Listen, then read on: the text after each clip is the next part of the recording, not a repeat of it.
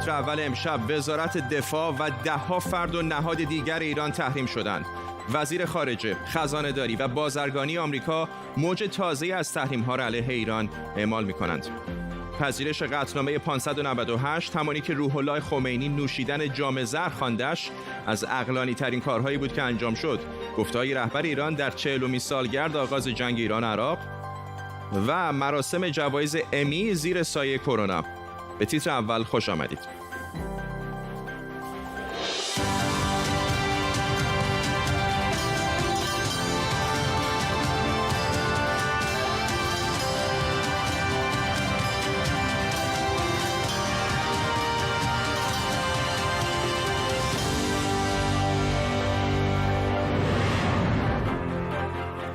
سلام بر شما. ساعتی پیش مایک پومپئو وزیر خارجه آمریکا تحریم‌های جدیدی علیه ایران اعلام کرد. این تحریم‌های گسترده شامل وزارت دفاع و صنایع نظامی ایران هم میشه. پومپئو میگه این تحریم‌ها برای مقابله با تجارت سلاح با ایران و همینطور برنامه‌های هسته‌ای و نظامی این کشوره.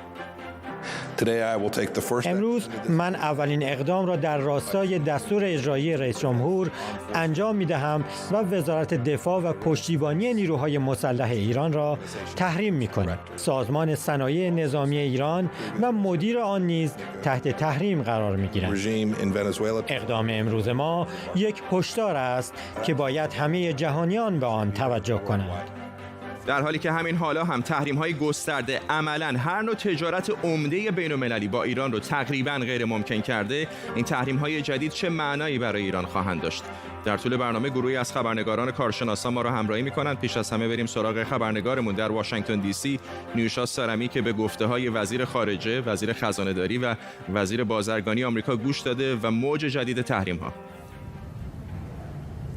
فرداد، امروز در اینجایی که من هستم وزارت امور خارجه آمریکا روز شلوغ و پر رفت آمدی بود. چند تن از مقامات ارشد دولت دونالد ترامپ امروز اینجا حضور داشتند تا در یک کنفرانس خبری تحریم‌های تازه‌ای رو علیه افراد و نهادهایی که با حکومت ایران همکاری دارن برای همکاری‌های موشکی در حقیقت و همکاری‌های هسته‌ای دارن اعلام بکنن.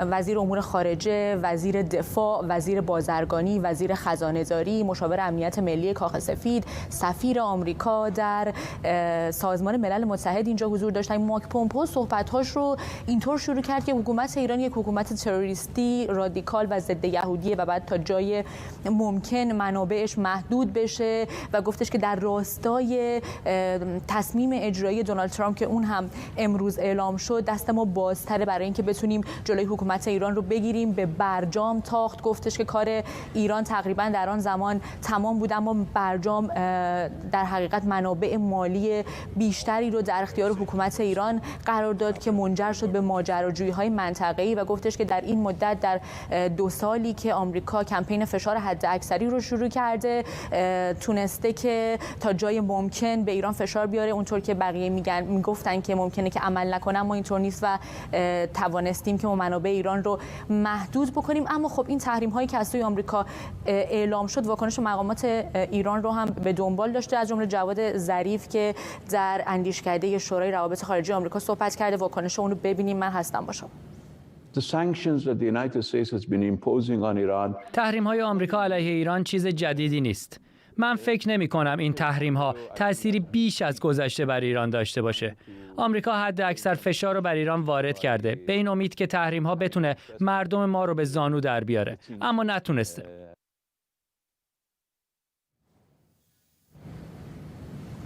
فرداد، امروز دونالد ترامپ هم بیانیه‌ای داد، فرمان اجرایی رو صادر کرد و گفتش که تا دولت من هست و تا من بر رأس امور هستم اجازه نخواهم داد که ایران به سلاح‌های هسته‌ای و همینطور به برنامه موشکی خودش ادامه بده و گفتش که تمام اموال و دارایی‌های کسانی که در آمریکا هستند و با ایران در راستای این مسائل هسته‌ای و مسائل موشکی همکاری می‌کنند توقیف خواهد شد.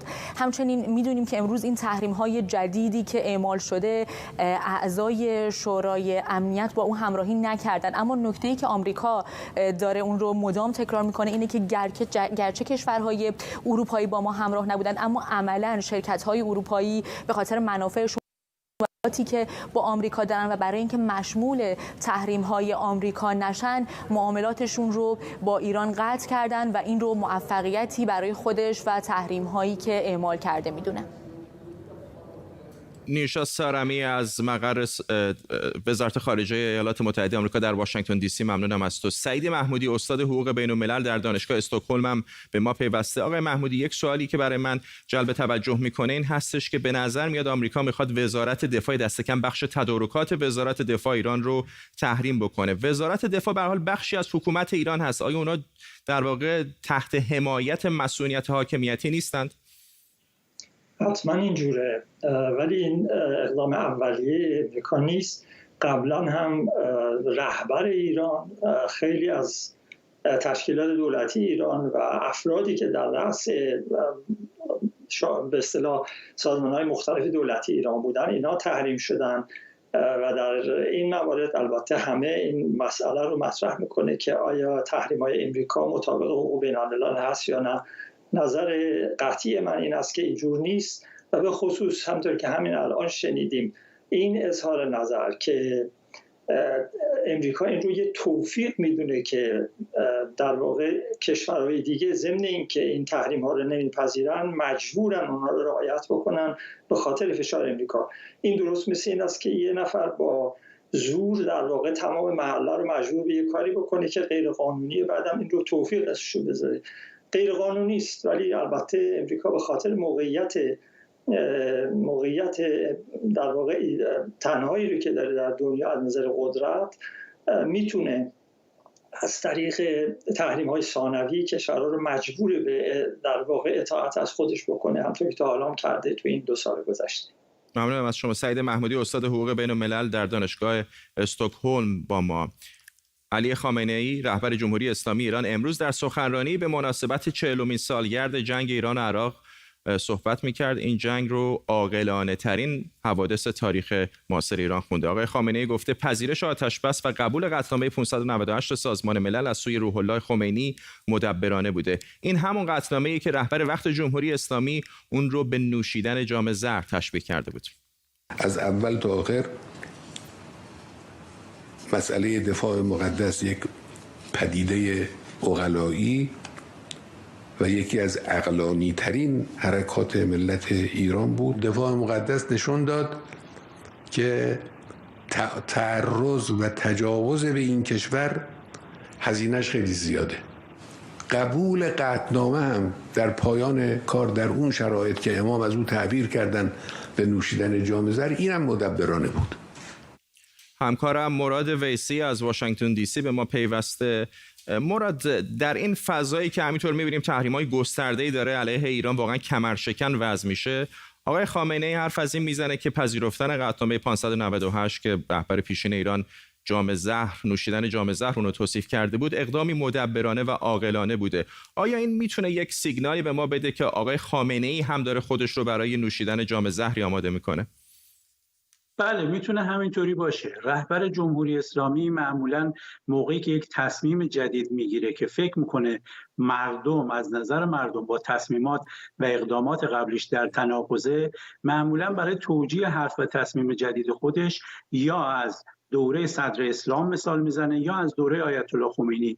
2 مثال مشخص وجود داره. سال 88 بعد از اعتراضات مردم علیه حکومت در بعد از انتخابات ریاست جمهوری، وقتی که میرحسین موسوی و مهدی کروبی در برابر آقای خامنه‌ای قرار گرفتن و هاشمی رفسنجانی هم از روش او انتقاد کرد و نامه نوشت، آیت الله خامنه‌ای در 14 خرداد سال بعد 89 یک سخنرانی کرد در نماز جمعه و گفت طلحه و زبیر و سعد بن ابی وقاص هم یاران معروف پیامبر در مقابل حضرت علی قرار گرفتن. منظورش این بود که یاران سرشناس آیت الله خمینی هم در برابر من قرار گرفتن و این هیچ ایرادی نداره و این در تاریخ هم بوده.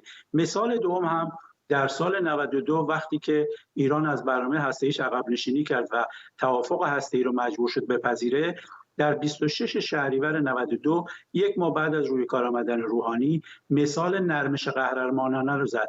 گفت که امام حسن مجبور شد نرمش قهرمانانه نشان داد در مقابل معاویه برای حفظ اسلام. در واقع منظورش این بود من برای حفظ جمهوری اسلامی امام حسن هستم و یک نرمش قهرمانانه انجام میدم. سالگرد جنگ از برگردیم به همون بحث جنگ. آقای خامنه‌ای میگه که کل روند جنگ عاقلانه و مدبرانه طی شد، ولی به نظر میاد که فرصت‌های دیگری هم ایران داشت، در حتی بعضی مواقع شاید با قدرت بیشتری که این جنگ رو تموم کنه.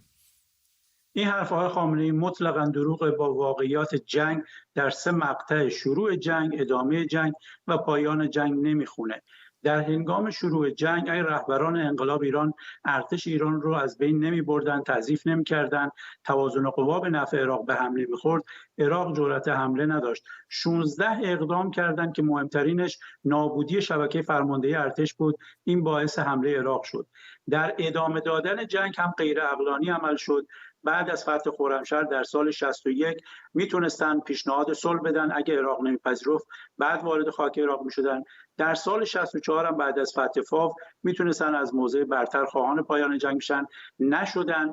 مقطع سوم هم پایان جنگ هست که فقط موقعی پایان جنگ رو پذیرفتن با قطعنامه و جام زر که 4 تا شکست بزرگ در فاو، در دشت شلمچه، در جزایر مجنون، در زبیدات و نیز عقب نشینی بزرگ در حلبچه رخ داد. در هر 3 مقطع میشد تصمیمات بهتری گرفته بشه که اینقدر جوان ایرانی کشته نشه و اینقدر خسارت به کشور وارد نشه. حرف آقای خامنه‌ای مطلقاً دروغه، با واقعیات جنگ نمیخونه و تحریف تاریخ جنگه. مراد ویسی در واشنگتن دی سی، ممنونم از تو. همونطور که گفته شد امروز سالگرد طولانی ترین جنگ کلاسیک دنیا در قرن 20، جنگی که 8 سال طول کشید. 40 سال پیش در چنین روزی بود که صدام حسین به ایران حمله کرد. 8 سالی که خیلی از ما رو یاد صدای آژیر قرمز، پناهگاه، چسب‌های ضربدری روی پنجره‌ها و نوحه‌های آهنگران و کویتی پور میندازه. اما چه شد که جنگ شد؟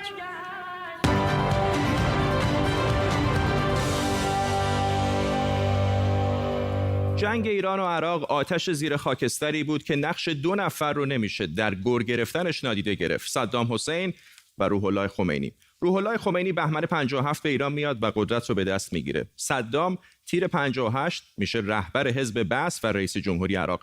هر 2 نفر خودشون رو انقلابی میدونن. یکی سودای رهبری جهان اسلام رو در سر داشت و دیگری سودای رهبری جهان عرب. صدام فکر میکرد که با پس گرفتن شاط‌العرب یا اروندرود از ایران، سلطه ایران بر خلیج فارس رو به نفع عراق تغییر میده. رویایی که با قرارداد الجزایر که سال 53 در زمان شاه بسته شده بود، خواسته های ایران توش اعمال شده بود، جور در نمیومد. قراردادی که از نظر صدام تحقیر عراق بود. اما حالا انقلاب شده و از دید صدام حسین اوضاع ایران به هم ریخته است و ارتش ایران هم توان و انگیزه جنگ نداره. می‌داند که این آدم خطرناکی است برای ملت عراق و خطرش در ملت عراق زیاد است و الا به ملت ما تو نمیتوند صدمه بزنه. اگر چنانچه قیام کنید و این شخص را از بین ببرید و یکی را خودتون به جای او بگذارید، ما هم کمک شما هستیم در این که از خود شما، از ملت شما یک نفر اداره کند حکومت عراق را. این حرفای خمینی که شنیدید مربوط به 5 ماه قبل از جنگه. روح الله خمینی یک حکومت شیعی وسط کشورهایی که اکثریتشون سنی هستن برپا کرده بود و نه تنها دم از صدور انقلاب میزد، بلکه مستقیما میگه از کودتا توی عراق حمایت میکنه. رابطه ایران و آمریکا هم که قطع شده و با شوروی هم رابطه خیلی خوبی نداره. زمزمه هایی از این که عراق در تدارک حمله است شنیده میشه. منتظری به خمینی توصیه میکنه که هیئت‌های دوستی به کشورها بفرسته و گفته ما نمیتونیم دور خودمون دیوار بکشیم، حرفی که خمینی باهاش مخالف بود. امتناعهم عن إعادة الأراضي العراقية التي اضطررنا إلى تحريرها بالقوة، فإنني أعلن أمامكم إننا نعتبر اتفاقية 6 آذار لعام 1975 ملغاة من ذلك. صدام حسین 26 شهریور 59 به طور یک طرفه قرارداد الجزایر رو پاره میکنه و اعلام میکنه که شاط‌العرب متعلق به عراق و با زور هم که شده اختلافات رو حل میکنه. 31 شهریور 59 عراق از زمین و هوا به ایران حمله میکنه. حرفا در کار نیست. یه دزدی آمده است سنگ انداخته و فرار کرده رفته سر جاش، دیگه هم قدرت این که تکرار بکند انشاءالله نداره. من به ملت ایران سفارش میکنم که چند جهت را ملاحظه کنن. یک جهت این که خونسردی خودشون را حفظ کنن. سنگ پرانی که تبدیل به جنگی تمام عیار میشه. تهاجم عراق به ایران که شاید میتونست این همه به درازا نکشه، بالاخره 1 سال بعد از قطعنامه 598 سازمان ملل به پایان رسید. قطعنامه‌ای که برای روح الله خمینی جام زهر بود و حالا برای علی خامنه‌ای اقدامی مدبرانه و عقلانی.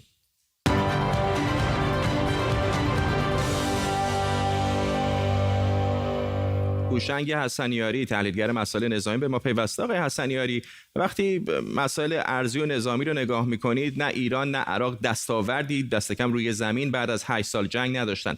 واقعا برنده این جنگ که بود؟ خیلی‌ها دارن میگن شرکت‌های اسلحه سازی و کسانی که دنبال این بودن که انبارهای سلاح ایران که در زمان شاه پر شده بود رو خالی کنن.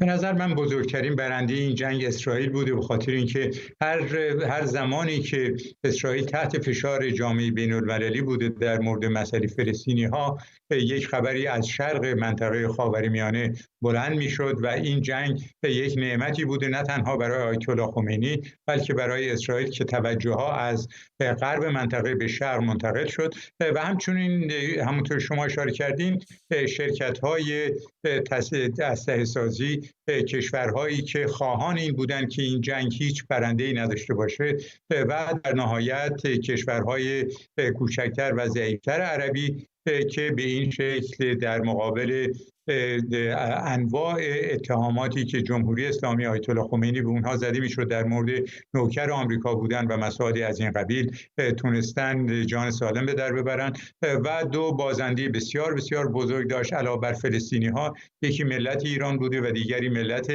عراق. و امروز اگر به خرمشهر بریم میبینیم که هنوز آثار این جنگ خانمانسوز در این شهر و مناطق غربی ایران دیده میشه. در نتیجه بازنده بوده هم جمهوری اسلامی و هم عراق، ولی خب این جنگ باعث شد که جمهوری اسلامی توانست دشمنان داخلیش رو، رقبای داخلیش رو کنار بزنه و در عراق هم صدام حسین قدرت کامل رو به دست گرفت تا اینکه حوادث بعدی به وجود اومد.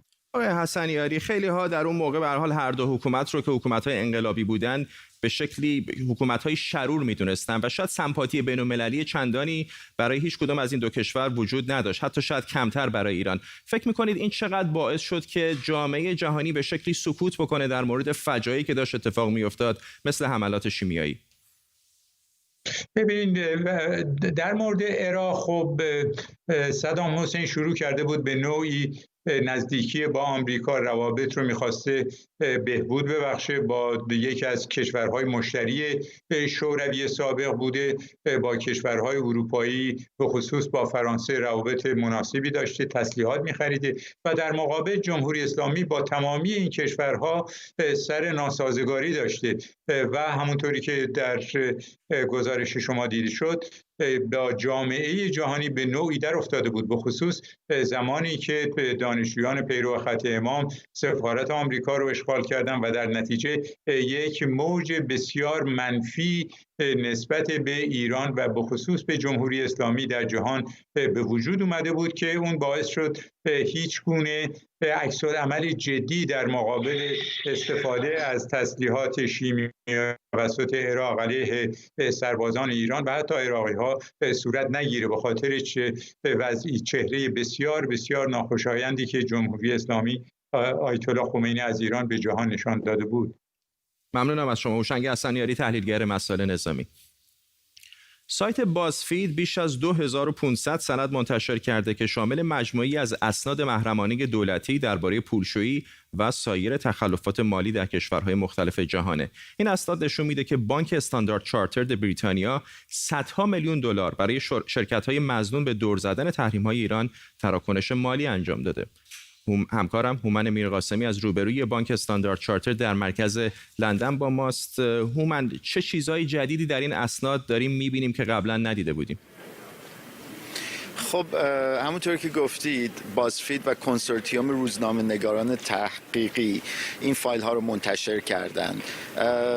بعد این فایل ها بیش از 2500 گزارش ثبت شده در مورد فعالیت های مشکوک در چندین بانک بزرگ رو در بر میگیرند به مقدار 2 تریلیون دلار و این اسناد نشون میدن که مقامات ارشد این بانک ها با اینکه خبر داشتن از این تراکنش های مشکوک یا به عبارت دیگه پولشویی واکنشی نشون ندادن، این واکنش به موقعی نشون ندادن. اسم بانک هایی که مطرح شدن جی پی مورگان چیس هست، HSBC هست، استندارد چارترد هست که الان من روبروش ایستادم، دویچه بانک هست و نیویورک ملن. این گزارش ها بین سالهای 1999 و 2017 جمع آوری شدند از سوی شبکه بررسی جرایم مالی و که این زیر مجموعه وزارت خزانه‌داری ایالات متحده است. و خیلی جالبه که 2 هفته پیش این ارگان خبر داده بوده، گفته بوده که به زودی یک سری خبرنگاران این گزارش ها رو میخوان منتشر بکنن و این خیلی جالب توجه است و جالب توجه تر از اون اینه که کنسورتیوم روزنامه نگاران تحقیقی گفته که این به عبارتی یک قطره در اقیانوس پولشویی هست، یعنی که بین سالهای 2011 تا 2017 حدود 12 میلیون گزارش از فعالیت‌های مشکوک ثبت شدن و این در مقایسه با اون 2500 تا 0.2%. ممنونم از تومن میرقاسمی، همکارم از روبروی بانک استاندارد چارترد در مرکز لندن. مراسم جوایز تلویزیونی امی دیشب برگزار شد و بهترین ها در دنیای سریال ها و برنامه‌های سرگرم کننده تلویزیونی جایزه گرفتن. امی مثل اسکار برای صنعت تلویزیونه. امسال اما 72مین سالش رو به طرز عجیبی برگزار کرد که دیگه از فرش قرمز و ستاره‌های تلویزیونی و سلبریتی ها با لباس‌های رنگارنگشون خبری نبود. Regina King, Hugh Jackman, Jason Bateman. This is wonderful. So here's how this is going to happen. If you win, نامزدها به جای این کار توی خونه با لباسهای معمولی نشسته بودن و منتظر اعلام نتایج که در واقع رأی اعضای آکادمی علوم و هنرهای تلویزیونی آمریکاست. اینها بیشترین نامزدهای جوایز امی بودن که خب برای خیلی ها در ایران آشنا هستن، از جمله سریال محبوب تاج یا کراون.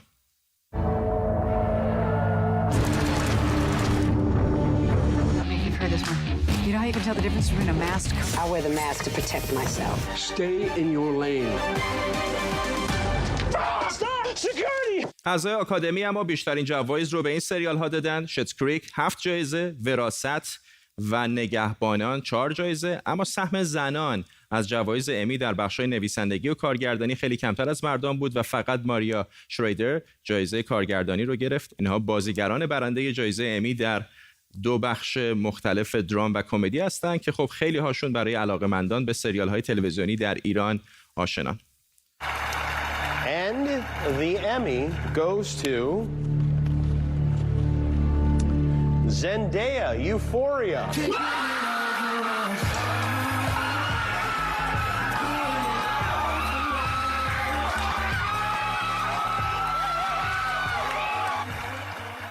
همکارم امید حبیبی نیا اینجاست که میدونم دیشب 4 صبح انگلیس بود فکر کنم نشستی و دیدی این رو. بله نشستم. تعریف کن از جوایز امسال.